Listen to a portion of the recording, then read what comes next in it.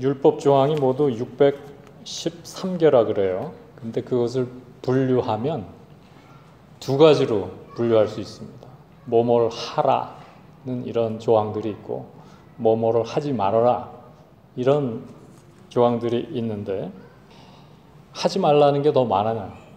하지 말라는 게 365개, 하라는 게 248개래요. 계산을 해보니까 하지 말라는 게 하라는 거에 비해서 한 1.47배가 많더라고요. 그 율법 전체가 그렇다고 말씀드렸는데 10계명을 한번 보면 하지 말라는 게 8개, 하라는 게 2개더라고요. 보니까 나 위에 다른 신들을 두지 말라, 하지 말라는 거죠.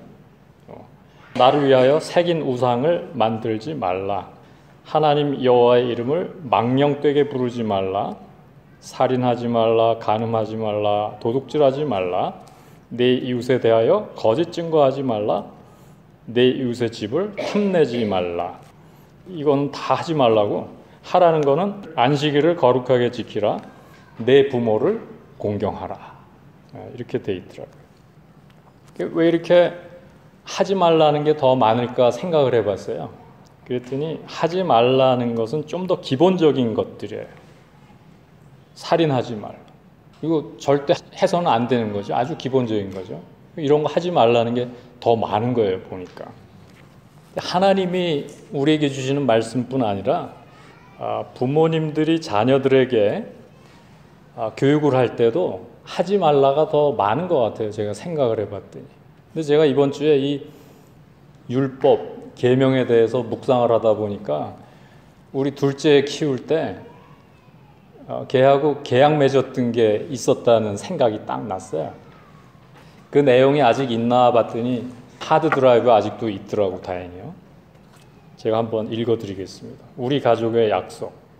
지원은 주중에 어떤 종류의 게임도 하지 않기로 한다. 게임기 포함. 금요일과 토요일에는 게임과 인터넷을 2시간 30분까지 할 수 있다. 이건 이제 할 수 있다는 거긴 하지만 그 이상은 하지 못한다는 거나 같죠, 이것도. 그런 내용이고. 세 번째는 주일에는 게임 또는 인터넷을 하지 않기로 한다. 단 학교 숙제나 뭐 이런 것을 위해서 필요할 때는 할 수 있다. 이렇게 돼 있고. 그 다음에 주중에 네 번째, 주중에 학교에 집에 돌아온 후에 7시까지는 자유시간이다. 그런데 자유시간에도 인터넷 사용은 하지 않기로 한다. 좀 너무 심했던 것 같아, 지금 보니까. 다섯 번째, 지원은 매일 자기의 시간 사용 내용에 대해서 레코드 키핑을 하기로 한다. 이건 한다는 거예요. 지원이 위의 내용 1에서 5항을 지킬 경우 엄마는 원희에게 잔소리를 하지 않기로 한다. 그 다음 7번은 지원이 위의 내용을 지켰음에도 불구하고 엄마가 잔소리를 할 경우 엄마는 원희에게 벌금 10불을 지불하기로 했대. 그 다음에 8번은 지원이 위에 1에서 5항을 지키지 않을 경우 그에 대한 벌칙으로 해당 주간 주말에 인터넷 게임을 할 수 없다. 이런 내용이고요. 그 다음에 좀 넘어가 갖고 지원은 아침에 스스로 일어나 학교에 갈 준비를 오전 7시까지 마치기로 한다. 엄마 아빠는 깨워주지 않기로 한다. 그 다음요, 지원은 툴 사용 후 제자리에 놓기로 한다. 정리하기로 한다. 또한 자기 물건들을 스스로 정리하고 방을 스스로 치우기로 하고 엄마는 대신 치워주지 않기로 한다. 이런 내용인데 2014년 9월 27일이니까 얘가 9학년 때예요. 9학년 때. 근데 이거 이렇게 한다고 해서 애가 지켰을까요? 안 지켰을까요? 당연하지. 안 지켰지. 근데요, 제가 이거를 봤더니 여기에도 하지 말라는 내용이 더 많아요. 7대4 비율이야. 하지 말라가 7, 헤라가 사애더라고. 그래서 제가 이걸 읽으면서 얼마나 감사한지 모르겠어. 그때 그런 날이 이제 끝났다는 거. 왜 그렇게 힘들었는지 몰라요, 그때는. 근데 생각을 해보니까 힘들 수밖에 없어요. 그때 한 9학년 때는 이게 아직 어른도 아니고 애도 아닌데 자기는 어른 대접을 받고 싶은 거예요, 애는. 그래서 자기한테 맡겨달라는 거지, 알아서 할 테니까. 근데 맡겨주면 해요, 안 해요? 못 하는 거예요. 그럼 엄마는 잔소리를 하게 되고 또 잔소리 들으면 스트레스 받고 이게 자꾸 악순환이 되다 보니까 너무 힘들더라고요. 그래서 제가 이 하드디스크에 이걸 찾아봤더니 이거를 여러 번 업그레이드 했어. 그러니까 이거를 애하고 같이 앉아가지고 내용 정리를 하고 합의를 하고 사인을 해서 냉장고에 붙였었어요. 근데 안 되는 거예요, 이게. 그래서 몇 차례 업그레이드를 해서 다시 만들고 다시 만들고.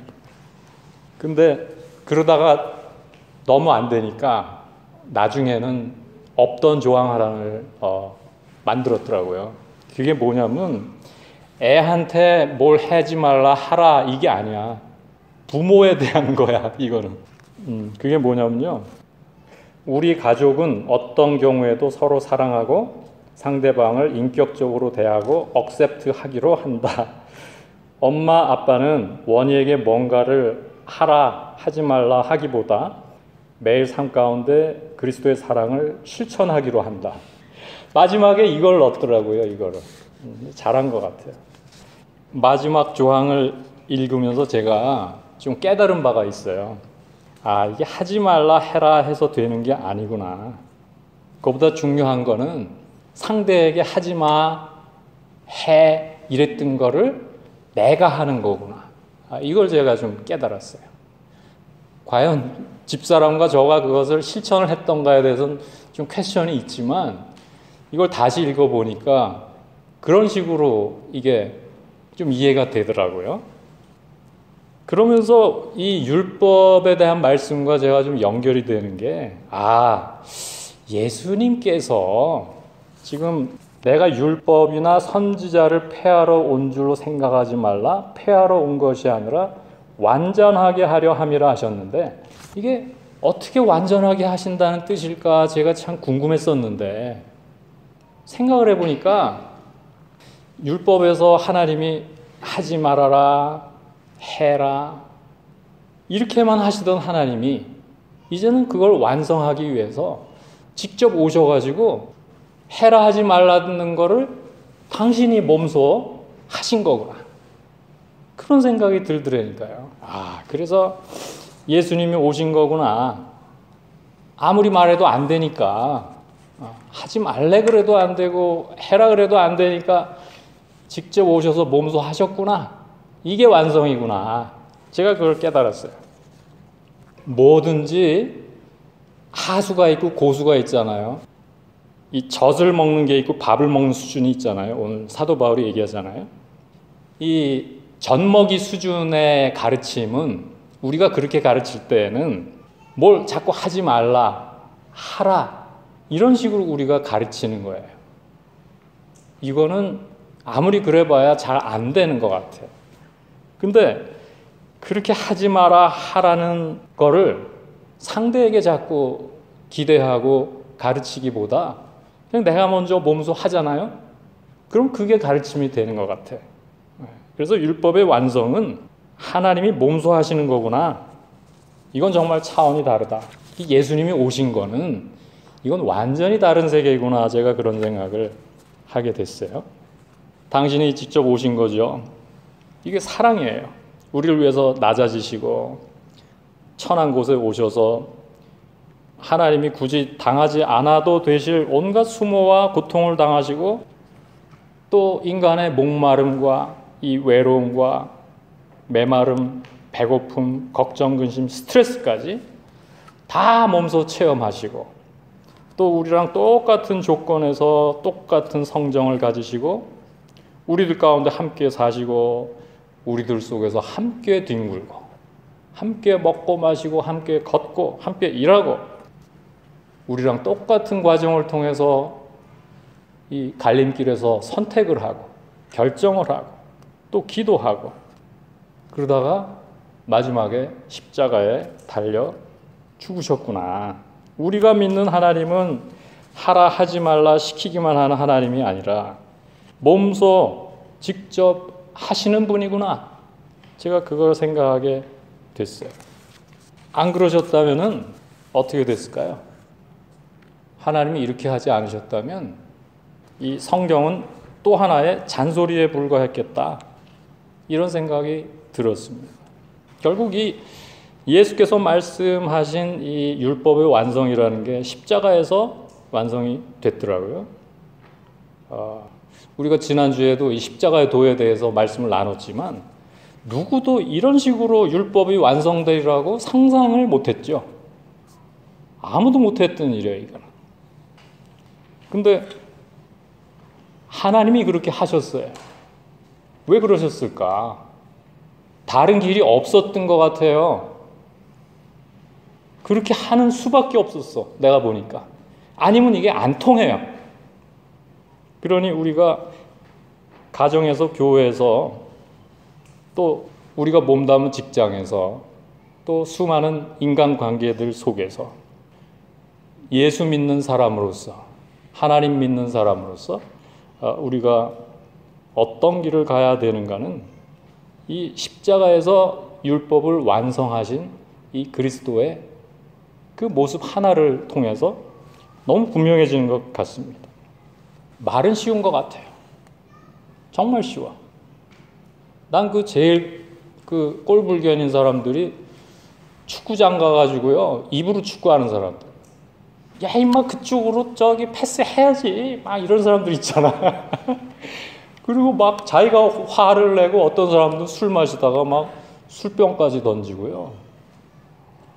아니, 자기가 해보라 그래. 그게 축구가 그렇게 쉬운가. 말로 하는 건 쉬워요. 직접 해보면 어려운 거예요, 이게. 우리 부모도 마찬가지예요. 말로 하는 건 쉬워요. 진짜 해보면 어려워요. 어려워요, 이게. 하나님도요, 그걸 아셨던 거예요. 말로 해서는 안 되겠구나. 내가 가는 수밖에 없겠다. 아무리 사랑해봐야 안 되는구나. 내가 사랑해야 되겠구나. 이렇게 결론을 내리신 것 같습니다. 그래서 십자가에 오셔서요, 죄인을 위해서 죽으시고요, 대신 죽으시고, 거기서 우리를 용서하시고 품을 수 없는 것들을 품으시고 도저히 회복될 수 없었던 관계를 그렇게 회복하신 겁니다. 우리가 그 덕을 입은 사람들이. 율법의 완성이 이런 거라고 하면은 그 완성된 율법이신 우리 예수 그리스도 안에서 또 오늘 성찬을 받으면서 한번 각자 한번 새로운 결심 해봤으면 좋겠어요. 이젠 내가 어떻게 변해야 될까?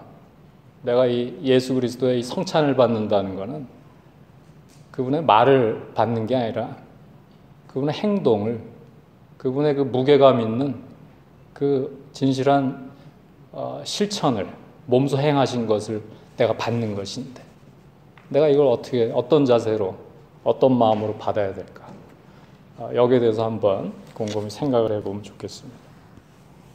다 같이 묵상하시며 성찬을 준비하겠습니다.